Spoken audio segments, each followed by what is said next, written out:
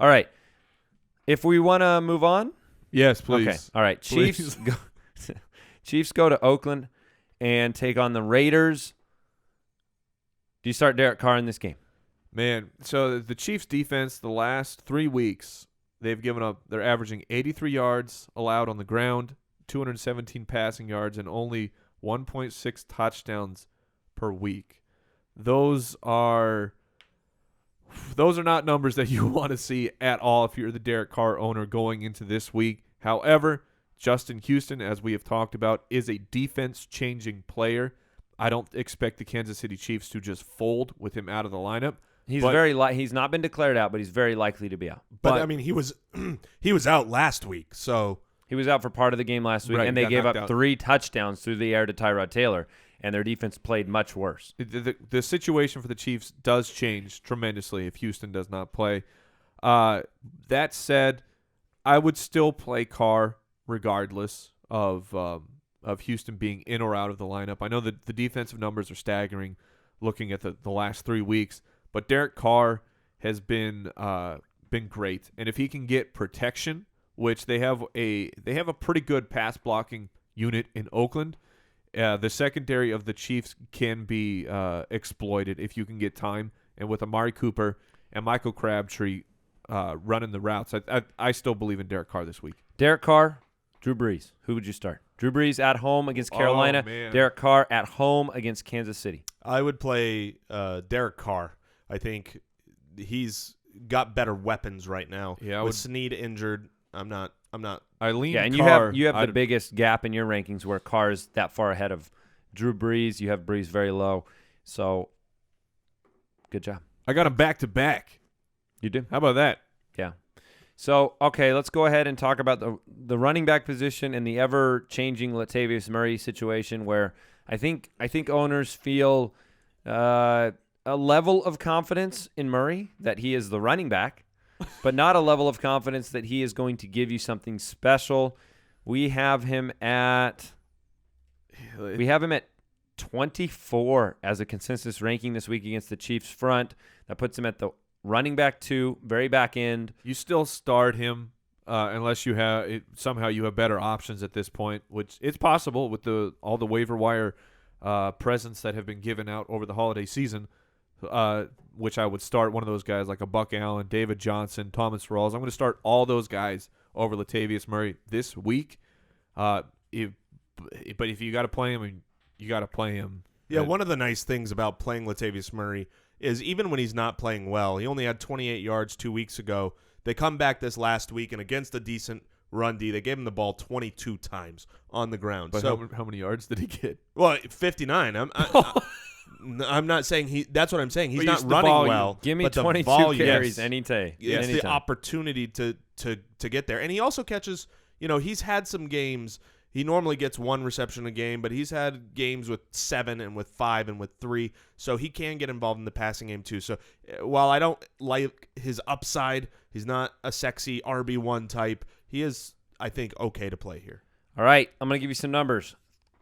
3 weeks ago, 3.2 points. Last week, 4.4, or 2 weeks ago, 4.4. Last week, 28.5. Who am I? You are Amari Cooper. No. Just kidding. You're the third wide receiver on the Raiders. I can't think of his name. No? I am Jeremy Maclin. Oh. I'm Jeremy Maclin. Now, there was a little bit of fade on him, right? But look at the matchups, okay? You had at Denver, right? That's rough. At Denver, nobody's catching passes there right now. At San Diego. That's okay. That's a very good matchup. Well, and it depends on your perspective because San Diego's given up 130-something on the ground every single game on a very conservative offense where you didn't need to do it. They dominated them defensively in that game, and they dominated them on the ground in that game. I believe San Diego gave up 11 for 93 to Ware in that game. Last week, Kansas City's defense was scored on a little bit, and they had to air it out a little bit, and Maclin was 9 for 160 and a touchdown. My point is if Justin Houston's off the field, and we're talking about Carr as a potential okay start, you're thinking they're going to put up a few points on Kansas City at home. Yeah. So I think Maclin is I'd side with him being closer to last week's production than 2 weeks ago. I actually have Macklin ranked higher than you. In your face with your dirty cake. Okay. Good. So, Good. yeah, I like Macklin this It week. shows that you're able to put our deep personal differences aside and rank based unbiasedly. I mean, just so much respect. Yeah, you know, Macklin, you bring up. By the way, really I'm going to buy you a jersey of his. We're getting it today. You bring up a really, really good point with his matchups because, you know, I hadn't looked deep into each matchup. I do know that he had the 4.4 and the 3.2, and then, you know, a couple weeks before that, he only caught 3 balls, and then a couple weeks before that, only 3 balls. But every single one of those matchups were actually difficult matchups. So I think I've got him ranked like super low, wide receiver 3 or 4, and I need to change that because he is a safe play here to get 4 catches, and he has upside in this matchup. So Yeah, I think he's somebody that I'd be really okay starting this week. Now the question is, would you start him over an Amari Cooper? no. Not Cooper. Where do we have Cooper? We have Cooper higher. Yeah, by a couple spots. So I like Cooper this week. I like Crabtree as a 2 back in 2. We need to move on because we have 4 more matchups to get through. Wow. So Okay. the Panthers go to New Orleans, take on the Saints. We talked a little bit about this game on and off all week. Anyways, we talked about Brees just now. You're not sitting down Cam Newton in a matchup against a team that has. I think they only put 10 guys out on D. I think that's been the issue. They put 10 out. That's the problem. Yep. It was Rob Ryan's strategy. Right now, the Saints are giving up 2.7 passing touchdowns. That's a bold game. move, Cotton. They're terrible on the, they're terrible in the pass game. They're one spot better in the run game. So they're That's double good. A, That's double A good. terrible. We know what the Saints defense is. We know what the Panthers offense is. The Panthers offense has been prolific. So where does the scoring come from is what you want to know. Greg Olsen. Well, is that wishful thinking? It is both wishful thinking and realistic thinking. Because he's playing me this week. Yes, Well, Greg Olsen's the number 1 tight end now with Rob Gronkowski out. Right. I mean, as far as who you'd want to play, I agree. That's who you'd want to play. But the you know, against the pass to the quarterback, they're 32nd. Against the run, 31st. Against tight end, they are the worst team in the league. Really? Yep, they are the worst. I did not realize that changed. Hey, tell me this. Who's the great tight end for Houston? Who is that? I can't remember his name. But Houston's tight end last week put up about Garrett Graham.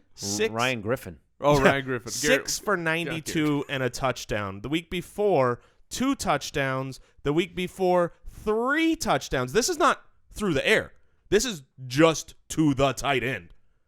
So that means in the last, 3 games, they've given up Jordan 6 Reed. touchdowns. Jordan Reed, Rule 86, dropped some bombs on So him. there will be scores. There will be scores in this game, and they're going to come on the Carolina side.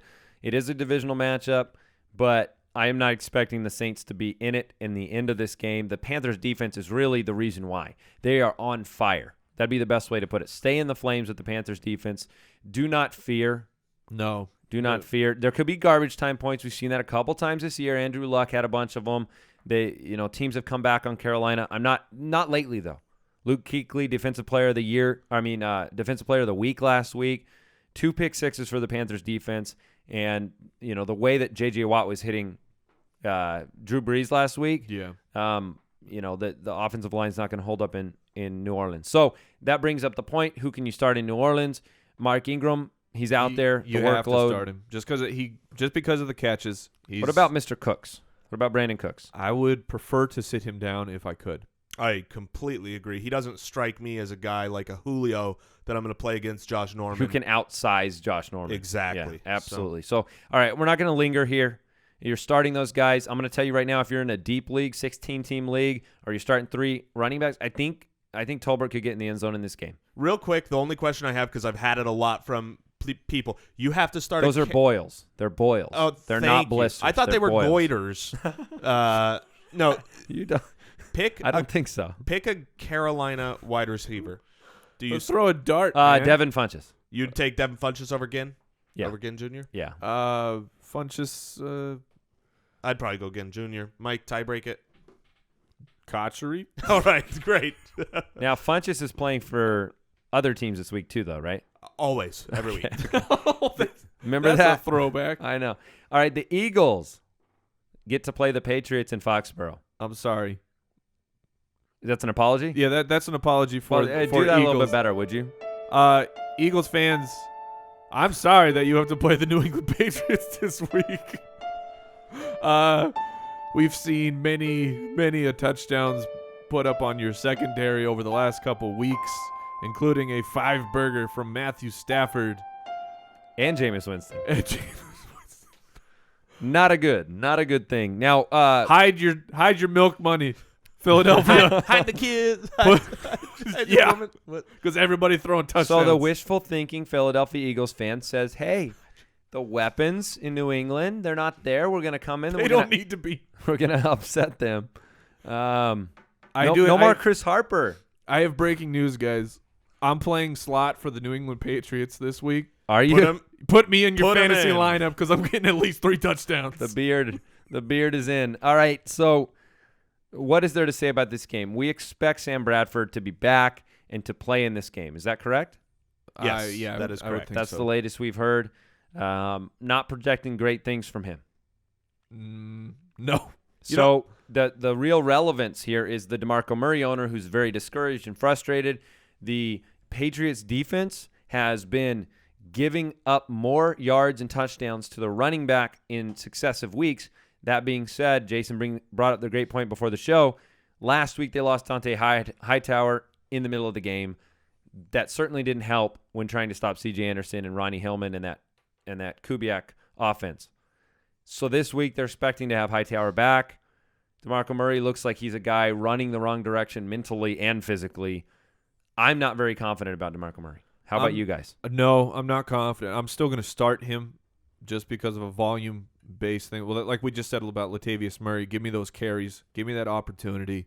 Yeah, he's still a borderline. I mean, he's a 1, 2? Yeah. Edge of 1. Yeah, Edge of 1. I would go That's more where I towards have 2, him. but you know, I would rather have him than Latavius Murray. I think that's Right. a great Yes, point, yes. just because he has more touchdown potential than Latavius Murray does. Especially with Ryan Matthews still dealing with his concussion. Yeah, Okay. but yeah, I'm definitely not loving Latavius Murray. All right, Patriots running DeMarco. backs. Well, What do you do? what was the stat that you were looking at earlier? Which that the Patriots run on 36% of plays? Yeah, the lowest in the league. Yeah. So Patriots they're not running running backs. the ball. What do you do? You don't start him. Yeah. Okay. Huh. I mean, this is a This is not a surprise. Right. LeGarrette Blount has a big game, and we came on the show and said, okay. The But- Patriots running back that you want to play is Danny Amendola, my start of the week as they run through the air. okay, but they're With the favored. greatest of ease. They're favored by about 10 points. Barnum and Bailey. We're expecting the Patriots to have a sizable lead. It's always possible. Does LeGarrette Blount It's always come possible. game flow and garbage man, destroy the clock, and put up decent fantasy production? Does he? Probably not. Can he? Yeah, certainly. If you're picking between the 3 of these guys, are you going to go with that, or are you going to go with Bolden catching a touchdown? No, I'd go with Blunt over Bolden or White for Okay. sure. That being said, I give the Blunt, percentage chance at about 15% that's the way the game goes. I give it about a 36% chance. About a 36.4% chance. The same percent that they run the ball. Okay. Jordan Matthews, maybe the biggest beneficiary of the garbage man can. in football this year. In football this year, he has caught 1 touchdown on the last play of the game. He's caught 1 in overtime, which wasn't garbage time, but was really late. And then he caught 1 last week in pure garbage time and gave owners kind of a baseline. I mean, do you start Jordan Matthews? Yeah. I Do you would start him over any Patriots wide receiver? Not No. over Amendola. No, No, not no, over not LaFell. I would start Jordan Matthews over Keyshawn Martin. I really like Brandon LaFell this week. I do too. This is going to be the one. This is going to be the week. He has not been fine. good. He You has not been continue- good so far. But Continue your verbal assaults on the name that is Danny Amendola. Besmirch him all you want. I'm not besmirching him. I like him. okay, so here's What don't you like about him? I love That's Danny just Amendola. messing. Love him. here's one of the weird things. You have the Eagles giving up a ton through the air. They've been terrible, and yet they have still, during that same stretch, been fantastic against the tight end. They're still overall, as far as fantasy points given up to tight end, second. So what happens here with Scott Chandler? We saw him be essentially used in the same Gronk kind of role when Gronk went down, even though he's clearly no Gronk. Are you expecting big things from Scott Chandler because he's stepping into that role and you like it? The Eagles been giving up a lot through the air, or do you not? I'm expecting Chandler to be serviceable. New England is one of those teams where, of course, Gronk, but I'm just saying, it's as a team with schemes and ways to exploit matchups, they can find a way to get Chandler the ball if that's their desire.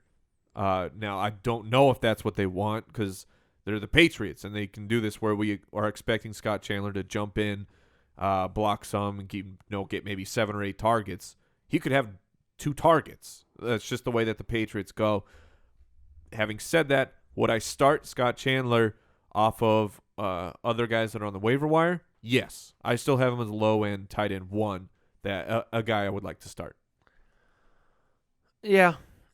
I'm not going to disagree with anything about that take. No need to go into anything else. I have hesitation based on the history of some guys having a lot of hype and then doing nothing, but I think you can start him. I think he has to catch some passes based on the passing options in New England. So, all right, I'm going to move on. Colts, Steelers. We like Big Ben. We like him a lot. Yeah. I like him a lot. Yeah. Roethlisberger against the Colts. They're 7-point favorites at home. High over-under. This is the perfect weather for some Antonio Brown and Martavis Bryant, good friend of the show. Oh, he is going to feast. He was my start of the week, wasn't he? Don't ask me. Yes. Well, you made me look. Martavis You looked at me Bryant like I was was wrong. I was like, he's my start of the week. Gotcha. So, thank you. All right, we're starting Big Ben. We're starting Martavis. We're starting Antonio Brown. Yes. I'm going to focus on two aspects from this game. The first one is last 3 weeks, Steelers D giving up 85 yards on the ground and 0.7 touchdowns. Frank Gore has been a hot topic this week because nobody really wants to start him, but I feel like in so many different start-sit questions that we're being sent and being asked of us, it's been kind of like, well, you're starting Gore. Yeah. So is that just what it is? It's another volume. It's another Murray, Latavius, or Is it another DeMarco. vegetable? No, I don't think it's a vegetable because he has been running. Does he taste better than a vegetable or worse? I think he tastes better than a vegetable, but he's not as healthy. I mean, he's just not. He's iceberg lettuce. Yeah, you always want the iceberg, but you know you're not getting nothing. Yeah, it's the base of the salad, but there is no nutritional value. No. But you kind of still think there is. Right? Yeah, it's you lettuce, do because it's a vegetable. Like when you're like, yeah, I'm going to keep the lettuce on there because how many people would really want to keep lettuce on it? Not as often. So I'm not sure where this analogy is taking us and what this applies to Frank Gore. Frank Gore's going to get the volume. He's had, 14, 19 carries in a row coming off of back-to-back 20-carry games. He hasn't – last game, 19 carries. Does anybody know how many yards he had? You ever had some he bad – was in the 20s, right? You ever had some bad iceberg? Yeah. Where it's like floppy, not crunchy? You want the crunchy Gore. You don't want the floppy Gore. He was the floppy Gore last week. 19 carries for 24 yards. That's like one – that's just barely when over. the show goes over 1 hour, I have no regard for human life. So the question here is going to be – look out for floppy Gore. The question's going to be, does he get involved in the pass game with Ahmad Bradshaw out? I think he can. So he's an okay start. He's my sit of the week. That doesn't mean I wouldn't play him. I have sat him on my own personal roster. I put Lamar Miller in ahead of him. Obviously, Mark Ingram ahead of him, and I put Mike Evans ahead of him. So I'm going to keep the analogy for just a split second and then ask you a real question, Jason, so stay with me. All right. But would you put him in the fridge to crisp up a little bit for the playoffs if you're the Colts? Or are you just rushing him? I think you're worried that it's not going to make it to the playoffs, so you've got to eat that. You've got to eat it now, and not. I mean, the fridge probably isn't going to. It's only going to slow the wilting. It's not going to make it crisp. You're right. So you got to eat it before it he's ruins. as crisp as he's going to be. Based on that, start Frank Gore. And we're glossing over something that we need to talk about. There's a couple undefeated quarterbacks in the NFL, guys. It's true. Cam Newton Yep. and the legend, the living legend, Matt Hasselbeck. Oh, isn't Undefeated. he Seahawks quarterback Yeah, from at the one 90s? at one time. No, he's playing great. He's doing exactly what they need to do. That being said, looking at their offensive production, you're in the 200s in yardage. They're conservative. They're making smart decisions. They're not turning the ball over. He's not a startable guy, right? Right. Yeah. Very, very low end quarterback 3. But That's there are the end of only all the that is all the quarterbacks. but We have him at 21, the- in case anybody's curious, because we're the point I lingering was on more Hasselbeck. going to get to was T.Y. Hilton had a great game, 2 touchdowns last week. So did Moncrief. And Moncrief had over 100 yards. So that has to give you confidence that you can play these guys and not just have to go in the shower and cry. They will get space on the Steelers' defense. The Steelers' defense has given up. They've been bipolar in the passing defense. You saw it last week, 5 touchdowns to Russell Wilson. It's not like Russell Wilson has done that all year long. I mean, he was, Or ever in his life. or ever in his life. All right, Cowboys, Redskins, Monday Night Football. What do we do here? What Who's the best start in this game? Oh. The best And it- start in this game is probably Darren McFadden. And I don't love Darren McFadden. Out Yeah, of pure curiosity, totally unrelated to anybody you know, would you start the Bears defense against the San Francisco 49ers or this Redskins defense against the Dallas Cowboys? I would start the Bears defense against San Francisco in Chicago. When the San Francisco 49ers go on the road, they are atrocious. Whereas Dallas, they've lost a lot of games in a row. They don't have Tony Romo, but they haven't They still been have Dez Bryant. Yeah, they haven't been one of those teams that's imploded or hasn't been in a game or has been, terrible against other fantasy Ds. So I'd definitely go Chicago Except Bears. for last week. Sure. But that was Tony Romo. That He threw was. 3 picks. So What? the Cowboys, 44% of their receptions go to the wide receiver. Which is a low very, number. Very poor percentage. That's So because of how many dump-offs have been going to the running back. So, I mean, Dez Bryant, what are you doing with him? you're playing him because But you're doing it with that voice. Yeah, exactly. You're playing him, and I will say this: Washington at home is a good football team. They're I don't know how many wins in a row, but Kirk Cousins has a nice streak going at home. They're completely different. They're like San Francisco, where the stat I mentioned yesterday, where the 49ers defense on the road is just atrocious. Washington at home is solid. So this isn't a game that I feel very confident throwing or throwing most Cowboys out there. Darren McFadden, Dez Bryant, I will play them. Really nobody else. But to your point of the question, Washington or Chicago, I might lean Washington just because I think that Matt Castle would be more prone to turning the ball over. Then Getting Blaine it- Gabbert Yeah, in Chicago. yeah.